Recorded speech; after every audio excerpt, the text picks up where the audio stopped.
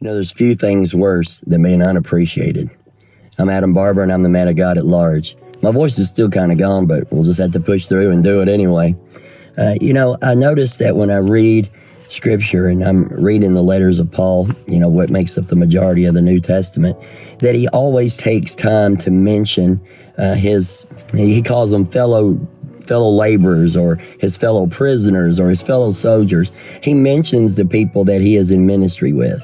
Not only does he mention them, but he mentions them by name. He's recorded that where for thousands of years, all of the church, all the believers can read that and see how important these people were to the Apostle Paul, how important these people were to God.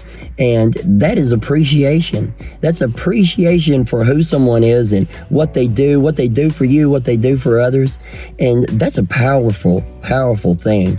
That motivates people to not only do what they're currently doing, it motivates them to do above and beyond even what you expect of them. Just that little bit of appreciation. And there's so many people today that we just don't appreciate anything. We don't appreciate life, for one thing, from God, but we'll kind of keep it more on the here and now and right here on the earth. But we don't appreciate when people do good things for us. We don't appreciate when people say good things to us. We just say, yeah, thanks, kind of throw up our hand and go on about our day. And I've been so guilty of that myself, where I just don't appreciate the good things that I'm given.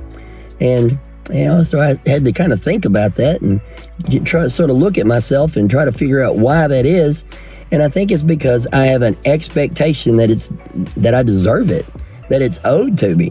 And I think that if any of you think about it yourself, then you'll probably see the same thing, that I just don't appreciate what so-and-so or what so-and-so does for me, or the good things they say to me, or the gifts that they just shower all over me because I expect it. I'm owed that. You're supposed to do good things for me just because, well, don't you know who I think I am? I am so absolutely important. But it's, that's the very opposite of humility. And I know humility gets a really bad rap. We think about somebody stuck in a corner that has no self-esteem and no self-worth. But that's not what humility is at all. It's being right-sized and knowing who you are and where you are in the scheme of things. But if you're not appreciative of anything and you think everything is owed to you, that's not humility at all. That's really the height of arrogance. And I got more than enough of that. So the rest of the day, I'm going to be working on that. I'm going to be thinking of it. And actually, I'm probably going to be working on it the rest of my life. So take some of those things to heart. Think about them. Think about, am I appreciative of the good things that I experience? The people in my life that are around me, my family, my friends, my spouse, my coworkers. Do I appreciate them for not just what they do for me, but for who they are? Do I appreciate them? And I think the answer will be the same that it is for you, that I find that it is for me a lot of times, is no, we don't. We might say that we do, but our actions show otherwise.